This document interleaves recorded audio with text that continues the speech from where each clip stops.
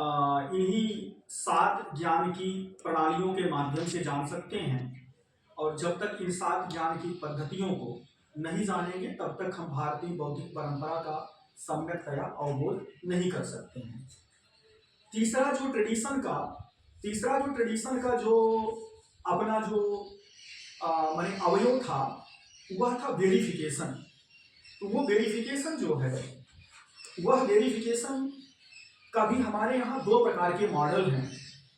हम 2 प्रकार के माने मॉडल से प्रविधि के द्वारा हम उस जो शास्त्रीय ज्ञान है, आत्म साक्षात्कृत ज्ञान है, उस आत्म साक्षात्कृत ज्ञान को संप्राप्त करके हम सत्य का अवबोध कर सकते हैं। और सत्य के अवबोध के द्वारा हम अपने व्यक्तित्व का विकास कर सकते हैं। व्यक्तित्व का विकास से तात्पर्य यहाँ अभ्युदय और निःश्रेयस से है। दोनों की हम संप्राप्ति कर सकते हैं। तो वो 2 मॉडल कौन कौन से हैं, उस 2 प्रकार के मॉडल को हमें जानने की नितांत आवश्यकता है। 2 models for verification that will lead the human subject to successive positions where he is able to actualize the truths that revelation communicates। ये जो वेरिफिकेशन है उस वेरिफिकेशन के 2 मॉडल हैं। इन दोनों मॉडल के आधार पर या दोनों में से किसी एक मॉडल के आधार पर वो जो आत्म साक्षात्कृत ज्ञान कहना क्या चाहता है या आत्म साक्षात्कृत ज्ञान में जो सत्य है उस सत्य का हम अवबोधन कर सकते हैं। और सत्य के अवबोधन से हम अपने व्यक्तित्व का विकास कर सकते हैं। और व्यक्तित्व के विकास से तात्पर्य व्यक्ति के अभ्युदय से है और उसके निःश्रेयस से है।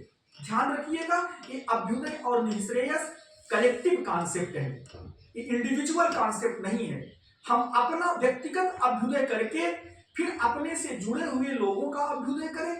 इसी तरह से हम अपना एलिवेशन करके अपने से जुड़े हुए लोगों का एलिवेशन करें, तभी जो है यह अभ्युदय और निःश्रेयस की जो भावना है उस भावना की संपूर्ति होती है। एक शब्द में कहूं कि this is a collective approach.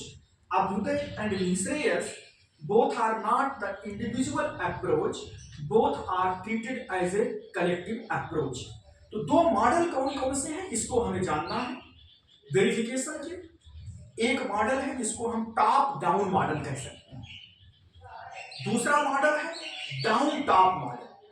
तो 2 प्रकार का हमें वेरिफिकेशन का मॉडल है, एक टॉप डाउन मॉडल और दूसरा डाउन टॉप मॉडल। ये टॉप डाउन मॉडल क्या है? Here analysis begins from the Veda or we can treat it revelation। यहां जो एनालिसिस है वह प्रारंभ होता है उस आत्म साक्षात्कृत ज्ञान से एंड फाइंडिंग्स, उस विश्लेषण का जो उपसंहार है वह कोरोबोरेटेड विद द ह्यूमन एक्सपीरियंस। और उसका जो फाइंडिंग्स है उस फाइंडिंग्स को हम ह्यूमन एक्सपीरियंस से जो है कोरोबोरेट करते हैं, जोड़ते हैं। ये टॉप डाउन मॉडल से तात्पर्य यह है कि जो रिवील्ड नॉलेज है, जो आत्म साक्षात्कृत ज्ञान है, उस आत्म साक्षात्कृत ज्ञान को प्रमाण मान करके हमारा विश्लेषण प्रारंभ होता है और बाद में जो हमारा अनुभव है उस अनुभव से हम उस आत्म साक्षात्कृत ज्ञान को जोड़ते हैं। इसे हम टॉप डाउन मॉडल कहते हैं।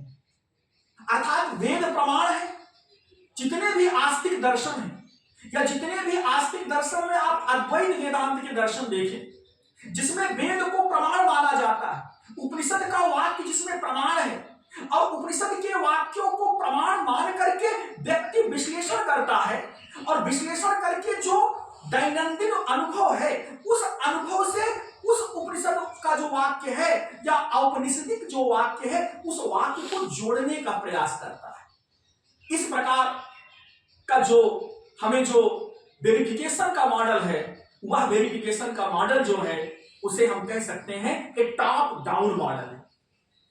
अर्थात रिवील्ड नॉलेज से हम प्रारंभ करेंगे, रिवील्ड नॉलेज को हम प्रमाण मानेंगे और उस रिवील्ड नॉलेज का विश्लेषण करेंगे और विश्लेषण करते हुए अपना जो दैनंदिन अनुभव है उस अनुभव से उस रिवील्ड नॉलेज को हम जोड़ने का प्रयास करेंगे और इसके आधार पर हम तत्व का ज्ञान प्रकट कर सकते हैं, उस तत्व का साक्षात्कार कर सकते हैं, उस रिवील्ड नॉलेज का हम आत्मबोध कर सकते हैं। और उस आत्मबोध करके हम क्या करेंगे, हमारा दो लक्ष्य है, एक अभ्युदय की संप्राप्ति और दूसरा निःश्रेयस की संप्राप्ति, अर्थात हम अपना भौतिक विकास करते हैं और साथ साथ अपना हम आध्यात्मिक विकास करते हैं। तो one model is verification is called top down model. दूसरा जो मॉडल है जिसे हम डाउन टॉप मॉडल कहते हैं, डाउन टॉप मॉडल में क्या होता है, here human experiences are analysed first. हमारा जो दैनंदिन अनुभव है, दैनंदिन अनुभव पहले जो है विश्लेषित होता है एंड कंक्लूजन्स अर्थात फाइंडिंग्स कोरोबोरेटेड विद द वेदा अर्थात रिवील्ड नॉलेज। पहले अपना अनुभव प्राइमरी है, हम अपने अनुभवों का विश्लेषण करते हैं और फिर अनुभवों के विश्लेषण के बाद जो है जो रिवील्ड नॉलेज है, जो आत्म साक्षात्कृत ज्ञान है, उस आत्म साक्षात्कृत ज्ञान से हम उस अपने दैनंदिन अनुभव के विश्लेषण से प्राप्त जो भी कंक्लूजन है उसको जोड़ने का प्रयास करते हैं और इसके आधार पर उस हम रिवील्ड नॉलेज का आत्मबोध करते हैं। वो जो रिविलेशन है, जो आत्म साक्षात्कृत ज्ञान है, उस आत्म साक्षात्कृत ज्ञान का हम अनुभव करते हैं अर्थात उसको हम आत्मसात करते हैं और आत्मसात करने में यह पद्धति अपनाई जाती है जिसे हम डाउन टॉप मॉडल कहते हैं। अर्थात our human experiences are analysed first and then conclusions corroborated with the revealed knowledge. एक डाउन टॉप मॉडल है। तो आप डाउन टॉप मॉडल का प्रयोग कर सकते हैं या टॉप डाउन मॉडल का प्रयोग कर सकते हैं। दो प्रकार के मॉडल बताए गए हैं जिसके आधार पर हम उस रिवील्ड नॉलेज का हम आत्मबोध कर सकते हैं, आत्म साक्षात्कार कर सकते हैं और आत्म साक्षात्कार करके जो है अभ्युदय और निःश्रेयस की संप्राप्ति कर सकते हैं। तो यह कॉन्सेप्ट है। अब ये जो मेथोडोलॉजी है, टॉप डाउन मॉडल और डाउन टॉप मॉडल के द्वारा जो वेरिफिकेशन कर रहे हैं, उस वेरिफिकेशन की भी अपनी एक प्रविधि है, उसकी अपनी एक पद्धति है जो टॉप डाउन मॉडल में भी लगती है और डाउन टॉप मॉडल में भी लगती है। तो methodology of verification to be followed for attaining the truths that revelation communicates. जो रिवील्ड नॉलेज है, जो लोक और शास्त्र में, लोक या शास्त्र के द्वारा जो है वह जनरेशन टू जनरेशन जो है व्यापृत हुआ है, तो रिवील्ड नॉलेज का जो हम वेरिफिकेशन करते हैं, उस वेरिफिकेशन की जो प्रविधि है वह प्रविधि भी जो है तीन प्रकार की है। एक तो हम सामान्य प्रविधि कहते हैं, दूसरी विशिष्ट प्रविधि है और सामान्य और विशिष्ट प्रविधि के आधार पर उस पूरी की पूरी मेथोडोलॉजी को हम तीन भागों में बांटते हैं। उस प्रविधि को हमने यहां पर यूनिवर्सल डिवाइस कहा है, अर्थात रिवील्ड नॉलेज को प्राप्त करने का एक यूनिवर्सल डिवाइस है। वो कौन यूनिवर्सल डिवाइस है जिसके आधार पर हम उस आत्म साक्षात्कृत ज्ञान को प्राप्त करते हैं? एक तो है साइंस ऑफ ट्रांसमिशन, जिसको हम प्राणाहुति का विज्ञान कहते हैं।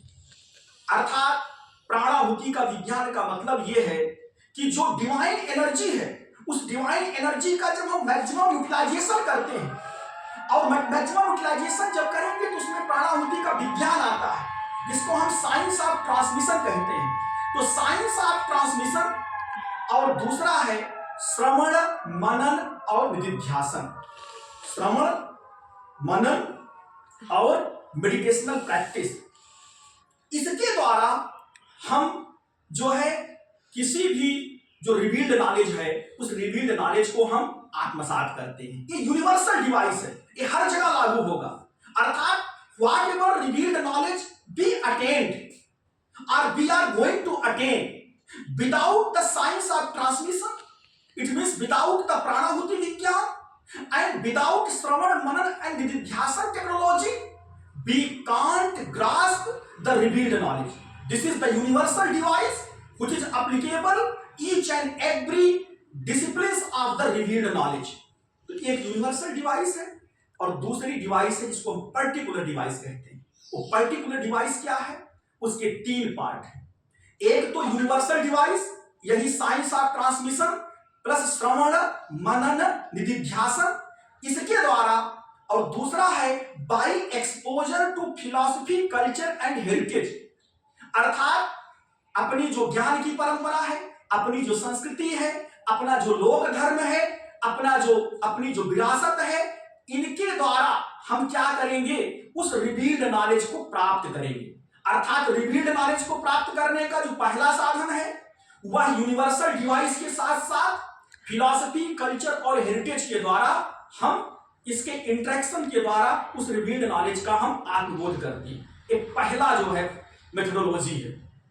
दूसरी मेथोडोलॉजी क्या है, जिसमें यूनिवर्सल डिवाइस तो रहेगी, अर्थात साइंस ऑफ ट्रांसमिशन रहेगा, श्रवण मनन निधिध्यासन रहेगा, और इसके साथ साथ एनालिसिस ऑफ हिज और हर ओन एक्सपीरियंस। कोई व्यक्ति इलिटरेट है, उसे फिलॉसफी का ज्ञान नहीं है, कल्चर का ज्ञान नहीं है, हेरिटेज का ज्ञान नहीं है, प्रॉपरली एजुकेटेड नहीं है, तो उसको भी उस रिवील्ड नॉलेज का ज्ञान होता है, उसको भी आत्म साक्षात्कृत ज्ञान प्राप्त होता है।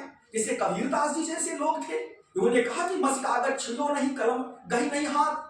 तो ऐसे लोगों के लिए उस रिवील्ड नॉलेज को की संप्राप्ति कैसे होती है, कहते हैं साइंस ऑफ ट्रांसमिशन और श्रवण मनन निधिध्यासन यूनिवर्सल डिवाइस है। इसके साथ साथ अपना जो अनुभव है, उस अनुभव को जब विश्लेषित करते हैं, तो अनुभव के विश्लेषण के आधार पर प्लस यूनिवर्सल डिवाइस के आधार पर उस रिवील्ड नॉलेज को व्यक्ति संप्राप्त कर सकता है, और संप्राप्त करके सत्य का बोध कर सकता है, और सत्य के बोध के द्वारा वह अपने व्यक्तित्व का विकास कर सकता है। एक दूसरी मेथोडोलॉजी है जिसके द्वारा हम उस रिवील्ड नॉलेज का वेरिफिकेशन करते हैं। तीसरी मेथोडोलॉजी क्या है, जिसमें यूनिवर्सल डिवाइस है, इसके साथ एक critical reflection on one and two, अर्थात जो ये दोनों हैं, by exposure to philosophy culture and heritage and analysis of his her own experience, इन दोनों के द्वारा जब हम क्रिटिकल रिफ्लेक्शन करते हैं, संवाद करते हैं, जिसको हम शास्त्रार्थ की परंपरा कहते हैं, तो जब लोक और शास्त्र आपस में मिल करके संवाद करते हैं, इसको हम शास्त्रार्थ की परंपरा कहते हैं, इनके द्वारा जो है हम उस रिवील्ड नॉलेज का ज्ञान संप्राप्त करते हैं। ध्यान रखिएगा, जो यूनिवर्सल डिवाइस है, अर्थात साइंस ऑफ ट्रांसमिशन है, जिसको हम ग्रेस कहते हैं, चाहे वह गुरु की कृपा हो, चाहे उस सर्कमस्टेंसेस की कृपा हो, चाहे उस ऑलमाइटी की कृपा हो, तो साइंस ऑफ ट्रांसमिशन के साथ साथ श्रवण मनन निधिध्यासन एक यूनिवर्सल डिवाइस है। इनके साथ साथ जब हम ए और बी के साथ हम क्रिटिकल रिफ्लेक्शन करते हैं, अर्थात जब हम शास्त्रार्थ करते हैं, संवाद करते हैं, तो इनके आधार पर भी उस रिवील्ड नॉलेज का हम सम्यकतया अवबोध कर सकते हैं, उस सत्य का हम उसका अनुभव कर सकते हैं। तो जो तीसरा जो पैरामीटर था कि वेरिफिकेशन होता कैसे है, तो वेरिफिकेशन के जो है ये 3 प्रविधि है। एक प्रविधि उसको हम यूनिवर्सल डिवाइस कहते हैं, यूनिवर्सल डिवाइस हर जगह लागू होगी, अर्थात गुरु की कृपा या ग्रेस या पर्यावरण की जो है अनुकंपा तो हर जगह होनी चाहिए। इसके साथ साथ श्रवण मनन निधिध्यासन करना है, और साथ साथ जो है by exposure to philosophy culture and heritage, अर्थात प्रॉपरली एजुकेशन के द्वारा हम उस रिवील्ड नॉलेज को प्राप्त कर सकते हैं, गुरु शिष्य परंपरा के द्वारा उस रिवील्ड नॉलेज को प्राप्त कर सकते हैं।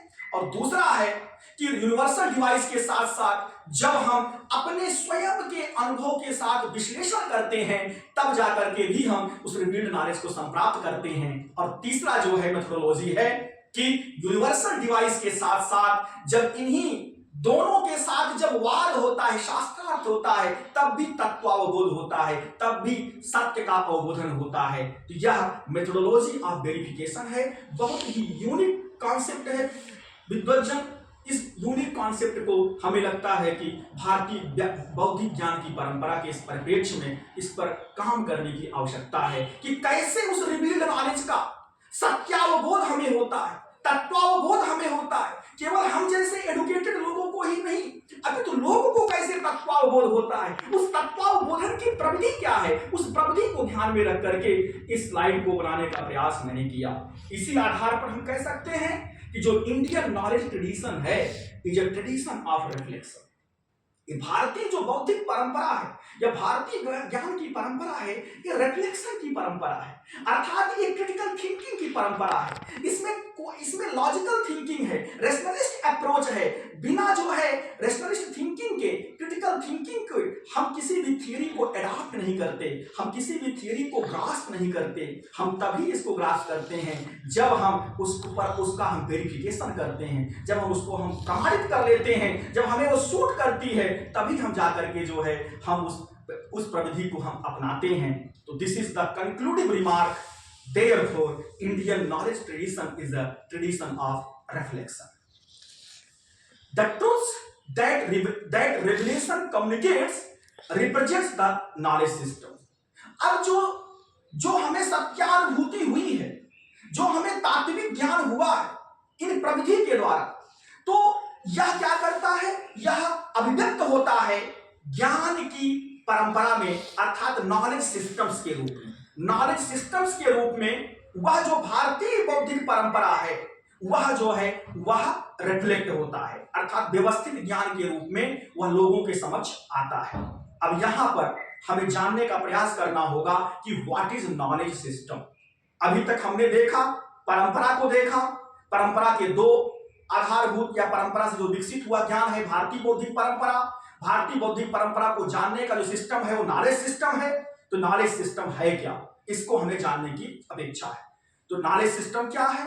It is a descriptive discourse of the intellectual tradition for knowing the science of knowledge is known as the knowledge system. ये डिस्क्रिप्टिव डिस्कोर्स है इंटेलेक्चुअल ट्रेडिशन को जानने का, और इसके आधार पर हम कह सकते हैं कि ये जो साइंस ऑफ नॉलेज है is known as a knowledge system. जो साइंस ऑफ नॉलेज है या सिस्टम ऑफ नॉलेज है, उसी को हम नॉलेज सिस्टम कह सकते हैं। Knowledge system can be treated as a methodology और methodological tool for intellectual tradition.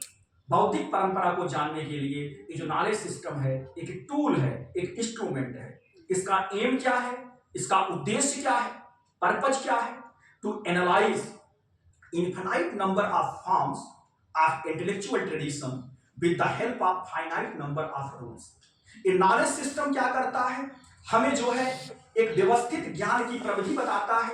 उस व्यवस्थित ज्ञान की प्रविधि के द्वारा जो भारतीय बौद्धिक परंपरा है, जो अनंत है, जो व्यापृत है, जो स्कैटर्ड है, उसको हम व्यवस्थित रूप में, परिष्कृत रूप में, परिमार्जित रूप में हम जान सकते हैं।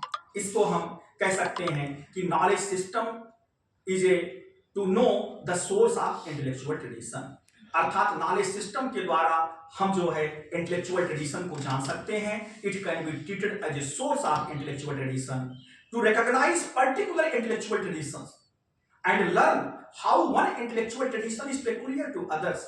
इसके लिए भी हमें जो है नॉलेज सिस्टम की आवश्यकता होती है। To know the peculiar contribution of intellectual tradition, बौद्धिक परंपरा का विशिष्ट योगदान क्या है, इसके लिए भी हमें नॉलेज सिस्टम की आवश्यकता होती है। To generate systematic forms of intellectual tradition as per temporal, spatial and individual necessity. तो स्थान, काल और व्यक्तिगत आवश्यकता के आधार पर हम जो है हम इंटेलेक्चुअल ट्रेडिशन को जो है हम नॉलेज सिस्टम के आधार पर कई फॉर्म में हम उसको अभिव्यक्त कर सकते हैं और उसका यूटिलाइजेशन कर सकते हैं। तो नॉलेज सिस्टम का ये स्वरूप है और नॉलेज सिस्टम की जो का ये प्रयोजन है। नॉलेज सिस्टम क्यों आवश्यक है, अर्थात भारतीय बौद्धिक परंपरा के परिप्रेक्ष्य में भारतीय बौद्धिक परंपरा के सम्यकतया अवबोधन के लिए भारतीय ज्ञान प्रणाली की आवश्यकता है। इसलिए भारतीय ज्ञान प्रणाली को हमें जानना अपेक्षित है और इसी आधार पर हम कह सकते हैं कि इंटेलेक्चुअल ट्रेडिशन और नॉलेज सिस्टम में आपस में एक संबंध है। इंटेलेक्चुअल ट्रेडिशन और नॉलेज सिस्टम दोनों एक नहीं है। किस प्रकार का संबंध है? The relationship between intellectual tradition and knowledge system क्या है? This relationship is like a language and Meta language. इसको मैं फोर्स से दबाव देकर के कहना चाहता हूं कि जो इंटेलेक्चुअल ट्रेडिशन है और नॉलेज सिस्टम है उसका संबंध इसी तरह से है जैसे लैंग्वेज और मेटा लैंग्वेज का संबंध होता है। अर्थात जो इंटेलेक्चुअल ट्रेडिशन है वह लैंग्वेज के रूप में मान सकते हैं और जो नॉलेज सिस्टम है वह जो है मेटा लैंग्वेज के रूप में जान सकते हैं। तो जैसे लैंग्वेज और मेटा लैंग्वेज का संबंध होता है वैसे ही जो है इंटेलेक्चुअल ट्रेडिशन और नॉलेज सिस्टम का संबंध है। इसको हम उदाहरण से समझ सकते हैं। जैसे लैंग्वेज है संस्कृत, संस्कृत एक भाषा है और ये टारगेट लैंग्वेज है, और इस संस्कृत भाषा का ज्ञान करने वाली एक और भाषा है जिसको हम मेटा लैंग्वेज कहते हैं, अर्थात लैंग्वेज ऑफ द अष्टाध्यायी। जो अष्टाध्यायी की भाषा है वह मेटा लैंग्वेज है। तो अष्टाध्यायी की भाषा के द्वारा हम जो टारगेट लैंग्वेज है अर्थात संस्कृत की भाषा है उसको हम जानने का प्रयास करते हैं। तो Ashtadhyayi or the language of the Ashtadhyayi can be treated as a meta language, and the Sanskrit as a language can be treated as a target language, and with the help of meta language we can know the target language. It means the Ashtadhyayi is a tool for knowing the Sanskrit as a language. Without the knowledge of the Ashtadhyayi we can't know properly the Sanskrit language. Ashtadhyayi is having only 4000 formulae. 4000 formulae are there. With the help of limited formulae we can generate n number of forms of the Sanskrit language. तो हमारे पास input थोड़ा है, input सीमित है, output हमारा जो है वो असीमित है। तो यही काम जो है हमारा नॉलेज सिस्टम और इंटेलेक्चुअल ट्रेडिशन के रूप में हम देख सकते हैं। नॉलेज सिस्टम को टूल के रूप में जाना जा सकता है, इंटेलेक्चुअल ट्रेडिशन को टारगेट के रूप में समझा जा सकता है। Knowledge system is limited, intellectual tradition is unlimited. So with the help of knowledge system we can know the unlimited intellectual tradition. Knowledge system is a meta language, intellectual tradition is a language, and the relationship between knowledge system and intellectual tradition is cause and effect relationship. Knowledge system instrument है और इसके द्वारा हम intellectual tradition को समझ सकते हैं। तो इस तरह से नॉलेज सिस्टम और इंटेलेक्चुअल ट्रेडिशन के संबंध को हम जान सकते हैं, और भारतीय ज्ञान परंपरा के परिप्रेक्ष्य में हमें नॉलेज सिस्टम और इंटेलेक्चुअल ट्रेडिशन का स्वरूप क्या है, इसका व्यवस्थित रूप क्या है, इस जानना नितांत आवश्यक है। अब नॉलेज सिस्टम जो भारतीय ज्ञान प्रणाली है, भारतीय ज्ञान प्रणाली को इसकी चर्चा हमने कर दिया कि 7 भागों में है। अर्थात नॉलेज सिस्टम है क्या? Ontology, epistemology, metaphysics, ethics, psychology, spiritual cult and linguistics, ये नॉलेज सिस्टम्स हैं। इनके आधार पर इंटेलेक्चुअल ट्रेडिशन अर्थात भारतीय बौद्धिक परंपरा को हम जान सकते हैं, और इसी आधार पर जितनी चर्चाएं अभी तक हुई हैं इसके आधार पर हम कह सकते हैं कि भारतीय बौद्धिक परंपरा या भारतीय ज्ञान प्रणाली को हम संस्कृत के द्वारा ही जान सकते हैं। अर्थात संस्कृत जो है ये मेन प्रवेश द्वार है। Sanskrit can be treated as a main gateway to enter into India's intellectual, philosophical and spiritual culture. Sanskrit मुख्य प्रवेश द्वार है। बिना संस्कृत के ज्ञान के हम भारतीय बौद्धिक परंपरा या भारतीय ज्ञान प्रणाली का सम्यकतया अवबोध नहीं कर सकते। यहीं पर संस्कृत की अपेक्षा हो जाती है, यहीं पर संस्कृत की उपादेयता हो सकती है। इसीलिए हमने यहां पर लिखा है यूएसपी ऑफ आईकेएस। अगर कोई पूछे इस इंडियन नॉलेज सिस्टम्स का यूएसपी क्या है, अर्थात यूनिक सेलिंग प्रोपोजिशन या यूनिक सेलिंग पॉइंट क्या है, तो इसके जो है दो ही जो है इसके अवयव हैं, एक संस्कृत है और दूसरी संस्कृति है। संस्कृत के द्वारा हम भारतीय ज्ञान परंपरा या भारतीय बौद्धिक परंपरा को जान सकते हैं, और दूसरी जो लोक अर्थात संस्कृत तो शास्त्र हो गया और संस्कृति जो लोक में अनुप्राणित है, संस्कृति के द्वारा हम भारतीय बौद्धिक परंपरा को जान सकते हैं। अर्थात लोक के द्वारा और शास्त्र के द्वारा हम भारतीय बौद्धिक परंपरा का सम्यकतया अवबोध कर सकते हैं। तो USP of the IKS is Sanskrit and संस्कृति। इसी आधार पर हम कह सकते हैं कि भारतस्य प्रतिष्ठे द्वे संस्कृतम संस्कृतिस् तथा। भारत की प्रतिष्ठा का मतलब भारतीय ज्ञान की परंपरा। भारतीय ज्ञान की परंपरा का जो वैशिष्ट्य है, भारतीय ज्ञान की परंपरा का वैशिष्ट्य इन्हीं दो रूपों में दृष्टिगत होता है, एक तो संस्कृत और दूसरी उसकी संस्कृति। अर्थात शास्त्र और संस्कृति से तात्पर्य यहां लोक से है, और Sanskrit as a subject, as a language is the main gateway of entering into Indian intellectual, philosophical, psychological and spiritual culture. It is the main gateway, मुख्य प्रवेश द्वार है। इसी के द्वारा भारत की बृहत्तर बौद्धिक, सांस्कृतिक, दार्शनिक परंपरा को हम समझ सकते हैं। और स्पिरिचुअल कल्ट, संस्कृत तो मेन प्रवेश द्वार है, लेकिन जो हमारी जो आध्यात्मिक साधना है, जिसको हम स्पिरिचुअल कल्ट कहते हैं, spiritual cult is the lock of the main gate पे, उस मेन प्रवेश द्वार का वह क्या है, लॉक है। और without meditation practices spiritual cult as a lock cannot be open. बिना मेडिटेशनल प्रैक्टिस के, बिना ध्यान की साधना के हम उस स्पिरिचुअल कल्ट जो लॉक है उसको हम नहीं खोल सकते हैं। इसीलिए जो है हमें संस्कृत की आवश्यकता है, आध्यात्मिक प्रवृत्ति की आवश्यकता है और आध्यात्मिक साधन की आवश्यकता है। यदि भारत को समझना है, भारतीय विरासत को समझना है, भारतीय ज्ञान की परंपरा को समझना है, तो सिर्फ जो है आप ज्ञान के आधार पर नहीं समझ सकते, आपको आध्यात्मिक साधना भी करनी होगी, आपको मेडिटेशनल प्रैक्टिसेस भी करना होगा, आपका दृष्टिकोण जो है वह आध्यात्मिक होना चाहिए, तभी आप भारतीय बौद्धिक परंपरा का सम्यकतया अवबोध कर सकते हैं। अब भारतीय बौद्धिक परंपरा की कुछ विशेषताएं हैं, इस पर मैं अपना समय नहीं जाया करूंगा कि इसमें 4 पुरुषार्थ हैं, 3 मार्ग हैं, त्याग की संस्कृति है, हम कह सकते हैं रिचुअल्स कर्मकांड की संस्कृति है, योग इसका वैशिष्ट्य है, वैविध्य है, इसमें अभ्युदय है, निश्रेयस है, ये सब इसके जो है की टेक अवेज हैं, जिसके आधार पर हम इंडियन नॉलेज सिस्टम्स या इंडियन इंटेलेक्चुअल ट्रेडिशंस को समझ सकते हैं। एक जो पारिभाषिक शब्द हैं उनके लिए एक जो है हम कह सकते हैं कि बृहद व्याख्यान की आवश्यकता है कि पुरुषार्थ क्या है, 3 मार्ग क्या है, त्याग की संस्कृति क्या है, कर्मकांड की संस्कृति क्या है, योग की क्या भूमिका है, ये वैविध्य क्या है, ये डाइवर्सिफिकेशन क्या है, ये अभ्युदय क्या है, निश्रेयस क्या है, इन सब तत्वों पर हम चर्चा कर सकते हैं। इनके लिए एक व्याख्यान की आवश्यकता हो सकती है अलग से। तो Sanskrit is the main source of knowing Indian knowledge systems. यह मेरा सबमिशन है कि संस्कृत को बिना जो है भारतीय ज्ञान प्रणाली को संस्कृत के बिना आप नहीं समझ सकते हो। संस्कृत की विशेषताएं हैं जो आज के परिप्रेक्ष्य में बताई गई हैं कि Sanskrit is the most enhanced language, most sophisticated language, most modern language and scientific language. इन सबको हम क्रिटिकली लॉजिकली जस्टिफाई कर सकते हैं। It is transregional language, it is transcultural language, it was cosmopolitan language, it was the academic language of the India. Sanskrit is the pervader of greater India's intellectual tradition. Sanskrit ने पूरे बृहत्तर भारत के अकादमिक जगत को जो है व्याप्त करके रखा है। Without the knowledge of Sanskrit we can't know properly the India's intellectual, philosophical and spiritual heritage. Thus, Sanskrit is the main gateway of entering into the ocean of Indian knowledge systems. तो इस संस्कृत का वैशिष्ट्य है भारतीय ज्ञान परंपरा के परिप्रेक्ष्य में।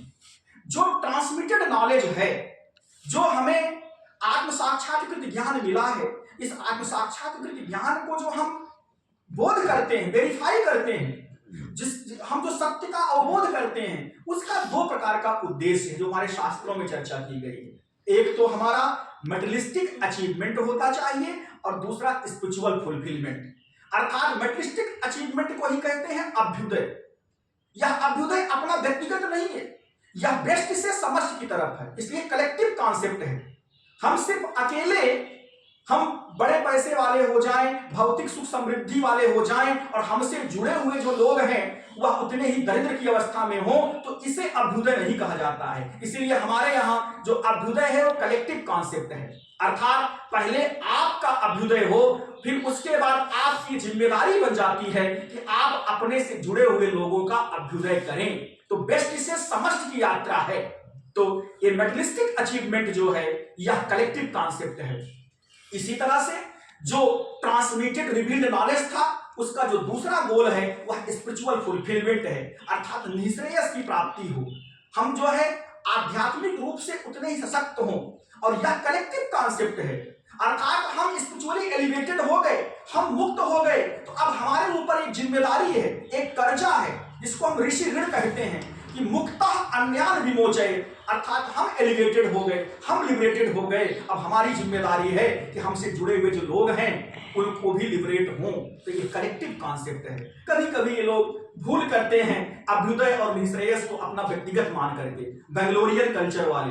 तो या पश्चिम के लोगों का जो अभ्युदय या निश्रेयस है वह इंडिविजुअल हो सकता है, और हमारा जो भारत का जो अभ्युदय और निश्रेयस है वह कलेक्टिव कॉन्सेप्ट है, वह व्यक्ति से समस्त की यात्रा वाला है, और इसीलिए इसको हम कलेक्टिव कॉन्सेप्ट कहते हैं। और ये जो दोनों जो लक्ष्य हैं जो हमें वेरिफिकेशन के बाद प्राप्त हो रहे हैं, इसके इन दोनों लक्ष्यों के प्राप्त करने के लिए हमारे यहाँ दो प्रकार की विद्याएं बताई गई हैं। एक अपरा विद्या है और दूसरी परा विद्या है। द्वय विद्ये वेदितव्ये पराचा अपराचा, मुंडकोपनिषद में, अर्थात दो प्रकार की विद्या को जानना चाहिए। एक अपरा विद्या है और दूसरी परा विद्या है। ये अपरा विद्या किसके लिए है? हमारे अभ्युदय के लिए है, भौतिक विकास के लिए है। परा विद्या किसके लिए है? हमारे स्पिरिचुअल फुलफिलमेंट के लिए, अर्थात हमारे आध्यात्मिक विकास के लिए है। और इसीलिए ईशावास्योपनिषद में भी कहा गया है कि विद्यां च अविद्यां च यस्तद वेद उभयं सा, अर्थात हमें विद्या और अविद्या दोनों का एक साथ ज्ञान प्राप्त करना चाहिए। क्यों? क्योंकि अविद्या के द्वारा अर्थात अपरा विद्या के द्वारा हमारा अभ्युदय होगा और परा विद्या के द्वारा हमारा निःश्रेयस होगा। तो अभ्युदय और निःश्रेयस दोनों जब हमारा होगा उसी को होलिस्टिक डेवलपमेंट कहते हैं, उसी को सर्वांगीण विकास कहते हैं। प्रश्न होता है कि केवल अभ्युदय कर लेते तो क्या जरूरत है निःश्रेयस की? क्योंकि अभ्युदय जो है, ये अभ्युदय जो है इसकी कोई अपर लिमिट नहीं है। अभ्युदय हैज नो अपर लिमिट। एक इच्छा की संपूर्ति हुई, वही इच्छा जो है अन्य कई इच्छाओं को उत्पन्न कर देती है, और इसलिए उस अभ्युदय का जो रिजल्ट है वह अनरेस्ट में जाता है, अशांति में जाता है। इसीलिए स्पिरिचुअल फुलफिलमेंट की आवश्यकता होती है। एक बार स्पिरिचुअली आप एलिवेटेड हो गए तो उसके बाद फिर जो है आपको आपकी कोई भी इच्छा बनेगी ही नहीं। और इसीलिए हमारा अभ्युदय और निःश्रेयस जो कलेक्टिव कॉन्सेप्ट है उन दोनों में तारतम्य होना चाहिए, दोनों में समन्वय स्थापित होना चाहिए। और इसीलिए वैशेषिक सूत्र में धर्म का लक्षण ही कहा गया है कि यतो अभ्युदय निःश्रेयस सिद्धि धर्म, जिससे अभ्युदय और निःश्रेयस दोनों की सिद्धि हो, संप्राप्ति हो, वही धर्म है। तो इस अभ्युदय और निःश्रेयस की प्राप्ति के लिए दो प्रकार के हमारी विद्याएं हैं, अपरा विद्या और परा विद्या, और इनके द्वारा हम अपना जो है सार्वभौमिक सर्वांगीण अभ्युदय और निःश्रेयस कर सकते हैं। और इसीलिए हमारे यहाँ जो सर्वे भवन्तु सुखिनः सर्वे सन्तु निरामयाः सर्वे भद्राणि पश्यन्तु मा कश्चित् दुःखभाग् भवेत् की जो संकल्पना है वह इसी कलेक्टिव कॉन्सेप्ट के आधार पर है। सभी लोग सुखी हों, सिर्फ हमारा व्यक्तिगत अभ्युदय हो जाए तो हम उसे अभ्युदय नहीं कहेंगे, या हमारा व्यक्तिगत निःश्रेयस हो जाए तो उसे हम निःश्रेयस नहीं कहेंगे। हमारा जब सामूहिक अभ्युदय होता है, हमसे जुड़े हुए सभी लोगों का अभ्युदय होगा, वही जो है वह हमारा सर्विल जो कल्याण है वह कल्याण सबका हो, तब वह अभ्युदय और निःश्रेयस कहा जाएगा। नहीं तो अभ्युदय और निःश्रेयस वह एक पक्षी है, वह वास्तविक अभ्युदय और निःश्रेयस नहीं है। और दो प्रकार की विद्याओं को प्राप्त कराने के लिए हमारे यहाँ दो प्रकार के गुरुओं की परंपरा है। एक तो अपरा विद्या के लिए इंटेलेक्चुअल गुरु, जिसमें मुनि की परंपरा आती है, मननाद इति मुनि, अर्थात जो इंटेलेक्चुअल जो टीचर्स हैं, इंटेलेक्चुअल जो गुरु हैं, जो कोई भी जो नॉलेज है उस नॉलेज को सिस्टमेटिकली साइंटिफिकली रिप्रेजेंट कर सकते हैं। जो रिवील्ड नॉलेज है जिसका उनको आत्मबोध हुआ है उसको भाषा में सिस्टमेटिकली और साइंटिफिकली रिप्रेजेंट कर सकते हैं। ऐसे गुरु को इंटेलेक्चुअल गुरु कहते हैं, और उसी से जो परंपरा निकलती है उसको मुनि की परंपरा कहते हैं। तो मुनि की परंपरा से में अभ्युदय जो है वह प्रमुख है, अभ्युदय उसमें जो है वह प्राइमरी है, और निःश्रेयस उसमें जो है वह अप्रधान है। और परा विद्या के लिए इंट्यूटिव गुरु की आवश्यकता है, इंट्यूशनल गुरु की आवश्यकता है, अर्थात यहां से ऋषि परंपरा शुरू होती है, और ऋषि परंपरा के द्वारा जो निःश्रेयस लक्ष्य है वह प्रमुख है, और अभ्युदय उसमें जो है वह अंग के रूप में है, अप्रधानता के रूप में है। तो इस प्रकार से दो प्रकार के गुरु हैं, इंटेलेक्चुअल गुरु और इंट्यूशनल गुरु। और इसी को कालिदास ने मालविका विक्रम में कहा है कि सृष्टा क्रिया कस्यचित् आत्म संस्था, अर्थात कुछ लोगों के पास, कुछ लोग जो हमारे पास गुरु हैं वो इंट्यूटिव गुरु हैं, और संक्रांति अन्यस्य विशेष युक्ता यस्योभयं सशिक्षकाणाम धुरी प्रतिष्ठापयितव्येव, जिनके पास दोनों हैं, अर्थात इंट्यूटिव टीचर और इंटेलेक्चुअल टीचर, वो सारे शिक्षकों में अर्थात गुरुओं के धुरी हैं। तो इस तरह से जो है अपरा विद्या और परा विद्या के लिए हमारे पास दो प्रकार के गुरु बताए गए हैं। जिनके आधार पर दो प्रकार की परंपराएं हैं गुरुओं की। इसको आचार्य की परंपरा कह सकते हैं, मुनि परंपरा और ऋषि की परंपरा। मुनि की परंपरा में अभ्युदय हमारा प्रमुख है, निःश्रेयस अप्रधान है।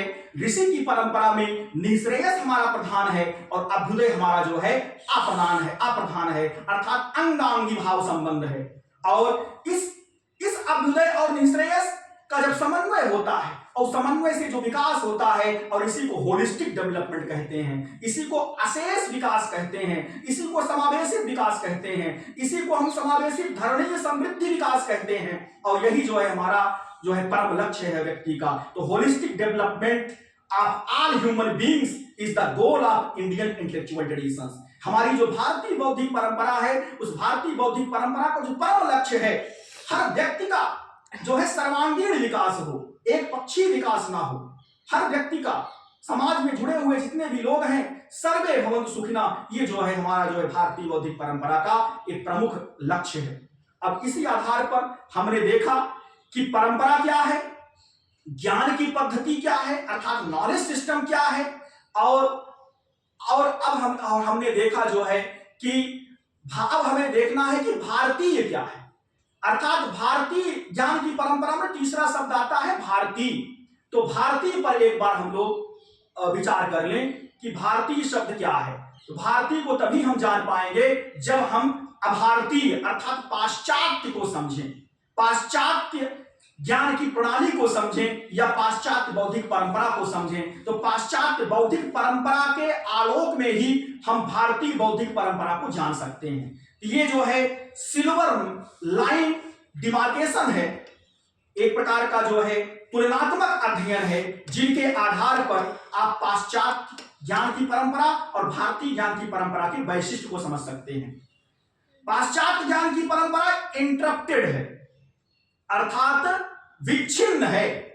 जैसे वहां देखिए धर्मयुग आता है, जिसको हम डार्क एज कहते हैं। डार्क एज के बाद फिर जो है रेनेसा आता है, उसने इंडस्ट्रियलाइजेशन को शुरू किया, जिसने मॉडर्निज्म को लाया। मॉडर्निज्म खत्म हो गया, फिर पोस्ट मॉडर्निज्म आया, पोस्ट मॉडर्निज्म खत्म हुआ, नियो पोस्ट मॉडर्निज्म आया। अर्थात वहां की जो ज्ञान की परंपरा है वह इंटरप्टेड है। लेकिन भारतीय ज्ञान की परंपरा क्या है, वह अनइंटरप्टेड है। सतत गंगा प्रवाह के समान प्रवाह नित्यता और कूटस्थ नित्यता को लिए हुए हमारी भारतीय ज्ञान की परंपरा वैदिक काल से लेकर के अद्यावधि उसी रूप में जो है प्रवाहमान है। पाश्चात्य ज्ञान की परंपरा में डार्क एज का कॉन्सेप्ट है, हमारे यहां कॉन्टिन्यूअस फ्लो अर्थात प्रवाह नित्यता भी है और कूटस्थ नित्यता है। पाश्चात्य ज्ञान परंपरा जो है उसमें जो है वह स्टार्ट होता है, प्रारंभ होता है 600 BC से, ग्रीक परंपरा से। लेकिन हमारी जो चिंतन की परंपरा है वह अननोन बिगिनिंग है, विदाउट नोन बिगिनिंग है, वो अनादि है, वह शाश्वती है, वो स्वयंभू है। वह वेद ऋग्वेद से भी प्रारंभ, पहले से जो है वह प्रारंभ है, इसलिए सनातनी परंपरा है। और पाश्चात्य ज्ञान की परंपरा का आरंभ रिटन से होता है, रिटन ट्रेडिशन से। हमारी जो भारतीय बौद्धिक परंपरा का आरंभ ओरल ट्रेडिशन से होता है, इसलिए मौखिकी चिंतन की परंपरा है, श्रुति चिंतन की परंपरा है, स्मृति चिंतन की परंपरा है।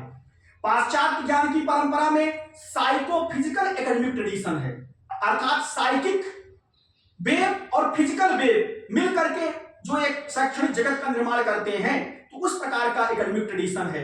लेकिन भारतीय बौद्धिक परंपरा उस साइको स्पिरिचुअल एकेडमिक ट्रेडिशन को फोकस करता है, साइकिक वेव को अध्यात्म से जोड़ता है। इसलिए भारतीय बौद्धिक परंपरा की जो आत्मा है, जो की है, जो सोल है, वह अध्यात्म है। इसीलिए यह साइको स्पिरिचुअल एकेडमिक ट्रेडिशन को, साइको स्पिरिचुअल एकेडमिक एनवायरनमेंट को जनरेट करती है। पाश्चात्य ज्ञान की परंपरा में जो क्रिटिकल रिफ्लेक्शन होता है वह साइकिक वर्ल्ड और फिजिकल वर्ल्ड के बीच में होता है। लेकिन भारतीय ज्ञान की परंपरा में जो क्रिटिकल रिफ्लेक्शन होता है वह साइकिक वर्ल्ड और स्पिरिचुअल वर्ल्ड के बीच में होता है।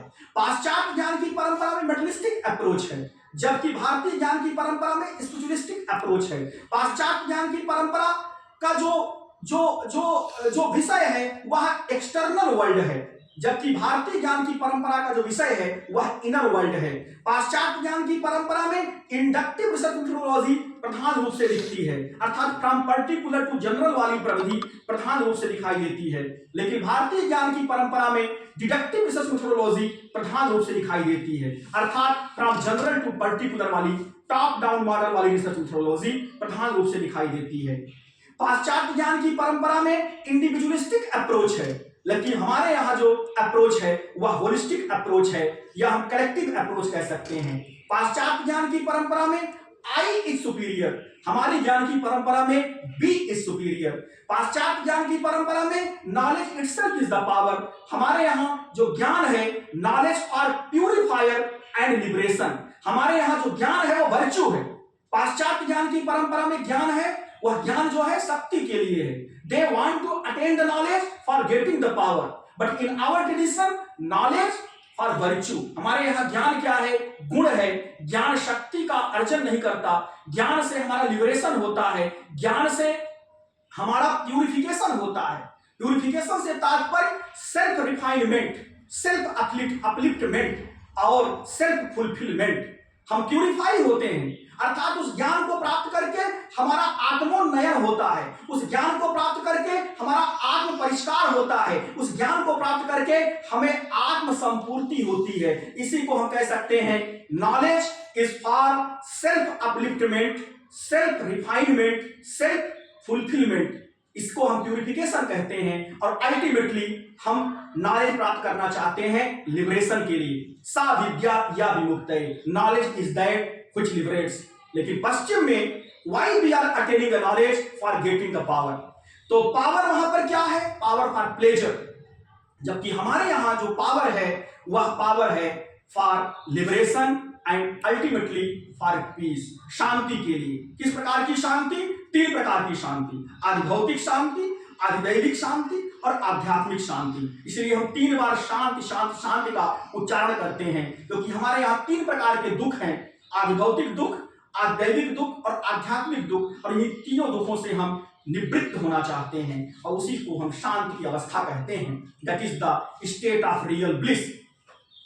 कल्चर ऑफ कंजम्पशन, वहां पर पाश्चात्य चिंतन परंपरा की जो संस्कृति है वह भोग की संस्कृति है, लेकिन हमारे यहाँ जो भारतीय ज्ञान की परंपरा की संस्कृति है वह सेक्रीफाइस अर्थात त्याग की संस्कृति है, यह योग की संस्कृति है, यह भोग की संस्कृति नहीं है। पाश्चात्य ज्ञान परंपरा में right centric societal application of knowledge है, वहां पर लोग राइट अधिकार के लिए जो है लड़ते हैं। हमारे यहाँ धर्म सेंट्रिक है सोसाइटल एप्लीकेशन ऑफ नॉलेज, हमारा जो है जो धर्म अर्थात ड्यूटी सेंट्रिक, हम कर्तव्य बोध को पहले ध्यान में रखते हैं, राइट हमारा अप्रधान है, कर्तव्य हमारा जो है वो प्रधान है। तो पाश्चात्य ज्ञान परंपरा का जो मॉडल है वो पूरा का पूरा कॉन्फ्लिक्टिंग कॉन्सेप्ट है, आपस में एक दूसरे से लड़ने वाला कॉन्सेप्ट है। Man against man, man against women, man against nature, man against God, one community of people is against to another community of people.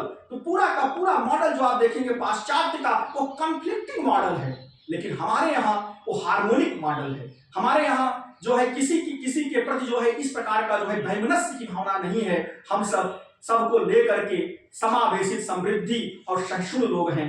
तो duty is a harmonic concept but right is a conflicting concept. Fundamental rights are primary, हमारे यहाँ fundamental duties are primary.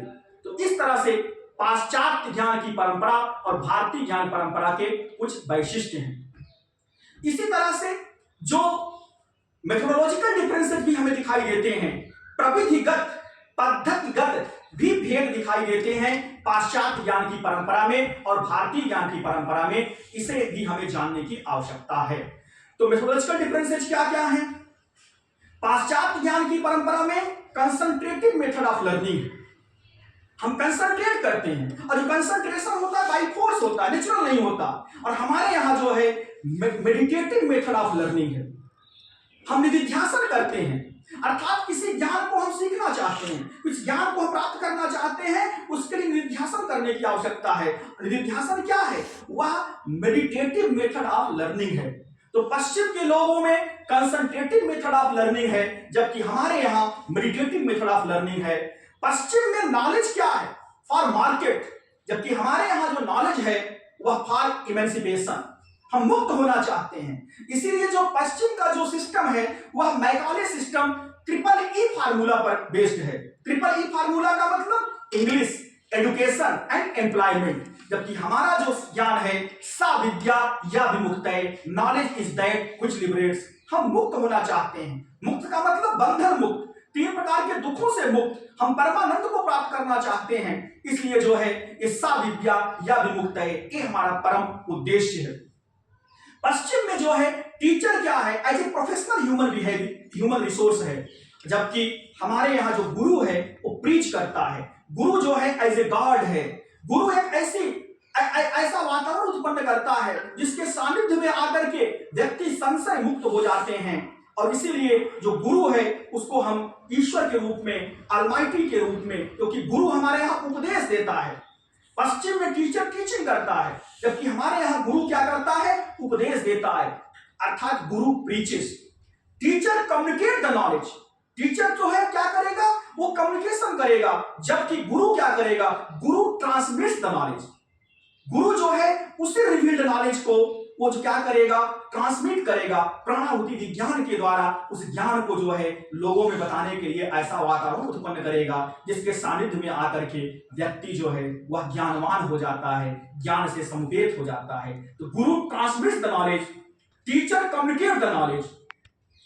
Knowledge is awareness पश्चिम में, लेकिन हमारे यहाँ knowledge is virtue which is responsible for human behaviour. ज्ञान क्या है, एक गुण है जो हमारे व्यवहार को नियंत्रित करता है, हमारे व्यवहार को नियमित करता है।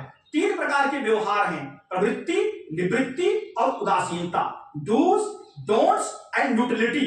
और तीनों प्रकार के जो व्यवहार हैं उस व्यवहार को ज्ञान हमारा जो गुण है वह गुण के रूप में जो है क्या करेगा, वह नियमित करता है, नियंत्रित करता है। तो वहां नॉलेज क्या है, केवल अवेयरनेस है। Knowledge is only collecting the information, जबकि हमारे यहाँ जो नॉलेज है, knowledge can be treated as a wisdom, and wisdom is a tool, it is a device for dealing the human behaviour. हमारे यहाँ जो ज्ञान है वह विजडम है। वह विजडम क्या है, एक डिवाइस है जिसके आधार पर हमारा जो व्यवहार होता है वह नियंत्रित होता है।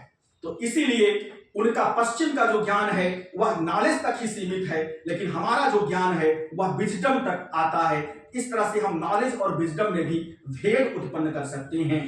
और टीचिंग इन रिटन मोड, जबकि हमारे यहाँ जो टीचिंग होती है वह ओरल मोड में है, गुरु शिष्य परंपरा में होती है। वहां पर जो लाइब्रेरी है वहां the concept of physical library है। लाइब्रेरी के लिए एक बिल्डिंग होगी, बिल्डिंग में किताबें होंगी, और हमारे यहाँ क्या है, the concept of living library है। अर्थात जो भी ऋषि है, जो भी आचार्य है, वह जो है पूरे के पूरे ग्रंथों को अपने मस्तिष्क में रखता है। हमारे यहाँ the concept of living library है, वहां the concept of physical library का है।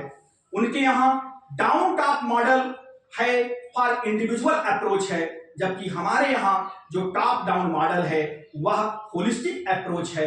मेथोडोलॉजी ऑफ नॉलेज हमारी जो हमने बताया था वह श्रवण, मनन और निधिध्यासन की मेथोडोलॉजी है, जिसको हम सभी अप्लाई करते हैं, जिससे जो भी इंफॉर्मेशन हो वह नॉलेज में कन्वर्ट हो, और नॉलेज फिर जाकर के निधिध्यासन के द्वारा विजडम में कन्वर्ट हो, और फिर विजडम क्या होगा, वही रिस्पांसिबल होगा हमारे जितने भी व्यवहार हैं उन व्यवहार को नियंत्रित करने के लिए, उस व्यवहार का वो कारण होगा।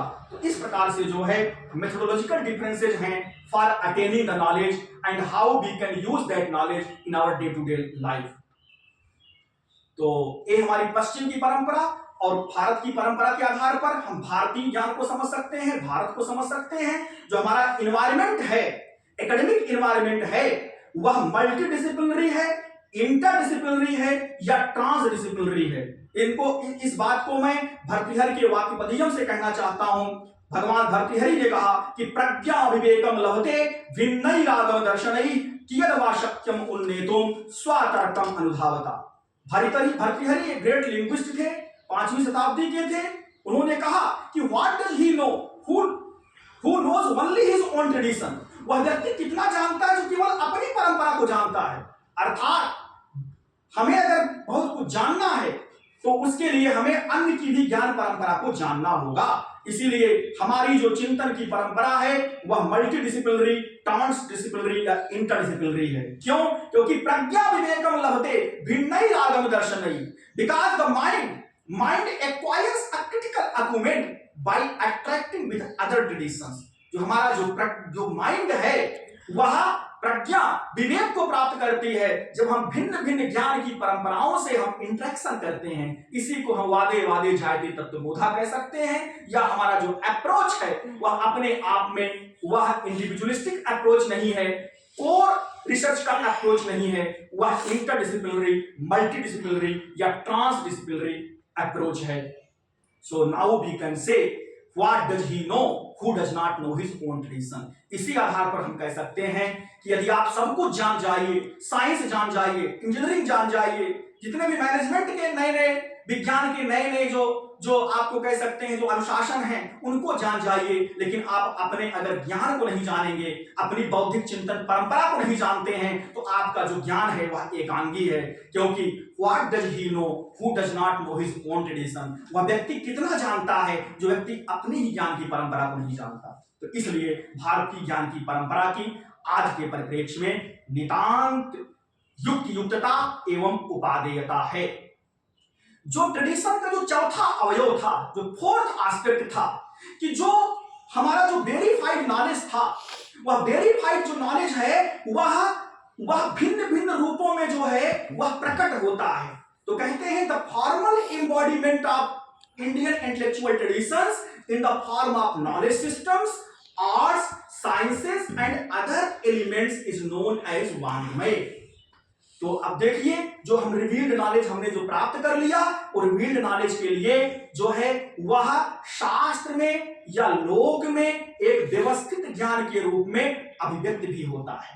तो रिवील्ड नॉलेज का जो अभिव्यक्ति होता है वो अभिव्यक्ति का एक टेक्निकल टर्म है संस्कृत में, जिसको हम वांग्मय कहते हैं। अर्थात जो आत्म साक्षात्कृत ज्ञान है वह आत्म साक्षात्कृत ज्ञान व्यवस्थित रूप में, परिष्कृत रूप में, परिमार्जित रूप में, वैज्ञानिक रूप में वांग्मय के रूप में वह अभिव्यक्त होता है। उसका शब्द का नाम, उस पारिभाषिक शब्द का नाम है वांग्मय।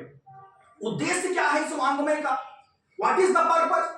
पर्पस तो वही अभ्युदय और निःश्रेयस है, लेकिन यदि उसको और अधिक विश्लेषित करें तो self upliftment, self refinement and self fulfilment. इसलिए जितने हमारा, चाहे वह साइंस का विषय हो, चाहे वह टेक्नोलॉजी का विषय हो, चाहे वो कलाएं हैं, वो सारे के सारे जो हैं ये अनुशासन हमको सेल्फ अपलिफ्टमेंट कराते हैं, सेल्फ रिफाइनमेंट कराते हैं, सेल्फ फुलफिलमेंट कराते हैं, और इनके आधार पर हम जो है अपना अभ्युदय और निःश्रेयस को हम संप्राप्त करते हैं। हम अपना जो है हम अपना उन्नयन करते हैं, आत्मोन्नयन होता है, आत्म परिष्कार होता है, आत्म संपूर्ति होती है। तो चाहे वो कला हो, चाहे वह अभियांत्रिकी हो, चाहे वह विज्ञान हो, चाहे वह प्रबंधन हो, चाहे वह ज्ञान की प्रणाली हो, चाहे वह शास्त्र हो, चाहे वह काव्य हो, इन सबका उद्देश्य यही है, self upliftment, self refinement and self fulfilment. इसी को एक शब्द में हम कह सकते हैं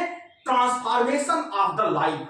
हम ट्रांसफॉर्म होना चाहते हैं, हमारा फिजिकल ट्रांसफॉर्मेशन होना चाहिए, हमारा साइकिक ट्रांसफॉर्मेशन होना चाहिए, हमारा स्पिरिचुअल ट्रांसफॉर्मेशन होना चाहिए। तो transformation of the life is the ultimate goal of the Wangamay, and that Wangamay deals the revealed knowledge which is coming from the revealed people or from the one source that is called revelation, from generation to generation that is coming. So ये वांग्मय का अपना स्वरूप है। तो जो संस्कृत वांग्मय है, उस संस्कृत वांग्मय को भी हम कई दो भागों में बांट सकते हैं।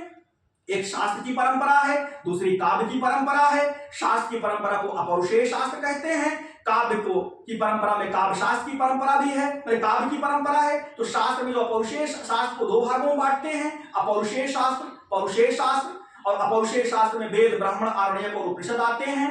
पौरुषेय शास्त्र में पुराण, मीमांसा, आनुवीक्षिकी और स्मृति शास्त्र आते हैं। काव्य को भी हम श्रव्य और दृश्य में बांट सकते हैं। इस तरह से नई का अनेक विधाएं दिखाई देती हैं, सूत्र ग्रंथ के रूप में, टीका के रूप में, भाष्य के रूप में, पंजिका के रूप में, प्रकरण ग्रंथ के रूप में। यह जो भारतीय ज्ञान की परंपरा है, यह भारतीय ज्ञान की प्रणाली है, वह पूरे बृहत्तर भारत को जो है वह व्यावृत किए हुए है। असंख्य ग्रंथ लिखे गए हैं, अनंत ग्रंथ लिखे गए हैं, और वेद काल से लेकर के आज तक भारतीय ज्ञान परंपरा पर विचार होता आ रहा है। तो इस तरह से हमारा संस्कृत वाङ्मय अत्यंत ही वृहत है। कंक्लूजन एक बार देख लेते हैं कि अब इस भारतीय बौद्धिक परंपरा की जो विशिष्टताएं थी उसके आधार पर हम क्या क्या कंक्लूजन निकाल सकते हैं। Indian knowledge systems provide a mechanism of expanding and evolving consciousness from conditioned stage to deconditioned stage. This is one conclusion.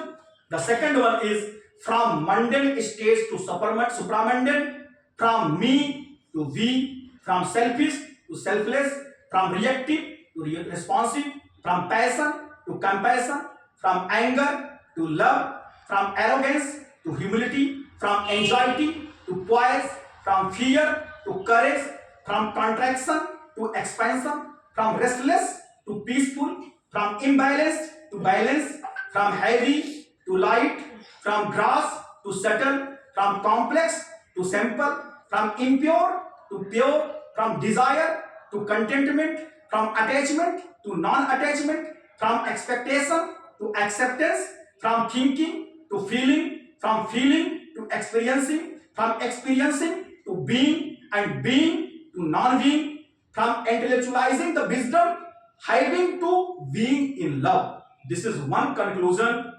I will run. The second conclusion is theoretical frameworks of Indian knowledge systems are not conflicting oriented like Western model, in which man against God, God against man, man against nature, man against man, man against women, conflicting theories are occurred. But theoretical frameworks of Indian knowledge systems are conflicts of man against himself. हमारा अपने का अपने अंतःकरण से ही conflict होता है, और किसी और से हमारा कोई ईर्ष्या द्वेष वैमनस्य नहीं है। लेकिन वहां पश्चिम का जो पूरा मॉडल है वह एक्सटर्नल कन्फ्लिक्टिंग मॉडल है। We need a knowledge to govern and control myself. हम ज्ञान प्राप्त करते हैं जिससे हम आत्मनियंत्रित हों, हम अपने को व्यवस्थित कर सकें, अपने को अनुशासित कर सकें। यदि हम स्वयं अनुशासित होंगे तो जब हमारा व्यवहार उस तरह से अनुशासित होगा तो हमसे जुड़े हुए लोग सभी अनुशासित हो जाएंगे। यह भारतीय बौद्धिक परंपरा का अपना एक वैशिष्ट्य है। भारतीय बौद्धिक परंपरा को यदि हमें अच्छी तरह से ग्रंथों से जानना है तो वेद हैं, व्यास हैं और शंकर हैं। वेद को समझिए, व्यास को समझिए, ये शंकर तीन महत्वपूर्ण व्यक्ति हैं। जी, तीन महत्वपूर्ण हम कह सकते हैं कि भारतीय ज्ञान परंपरा के मुख्य स्रोत हैं, जिनके आधार पर भौतिक भारत को या भारतीय बौद्धिक परंपरा को हम समझ सकते हैं। What Indian education can give to the West and what Western can give to India। क्योंकि भारतीय बौद्धिक परंपरा का ज्ञान हम क्यों प्राप्त करना चाहते हैं, क्योंकि हमारा अपना एक वैशिष्ट्य है और हम जो है पश्चिम को कुछ दे सकते हैं और पश्चिम से हम कुछ ले सकते हैं। Interaction in both educational system is required. Western mind and Indian heart can do the miracle. Best has to arrive at that place which is topmost goal of human life, but India has to revisit that place which is left out. NEP 2020 says that science and technology can be introduced in the light of Indian knowledge systems with its societal application for sustainable and holistic development of the society. एक वाक्य में कहना चाहता हूं कि हमें भारतीय ज्ञान की परंपरा क्यों जानना है, क्योंकि best from the best and best from the east, अर्थात BEST, अच्छी चीजें जो पश्चिम से हैं उनको लें, अच्छी चीजें जो भारत में हैं उनको लें। अगर दोनों ज्ञान का आपस में समन्वय स्थापित हो जाएगा तो उसके आधार पर हमारा होलिस्टिक डेवलपमेंट हो जाएगा। इसीलिए आज के परिप्रेक्ष्य में NEP 2020 के परिप्रेक्ष्य में भारतीय ज्ञान परंपरा को जानने की आवश्यकता है। These words I would say thank you one and all for your patience hearing.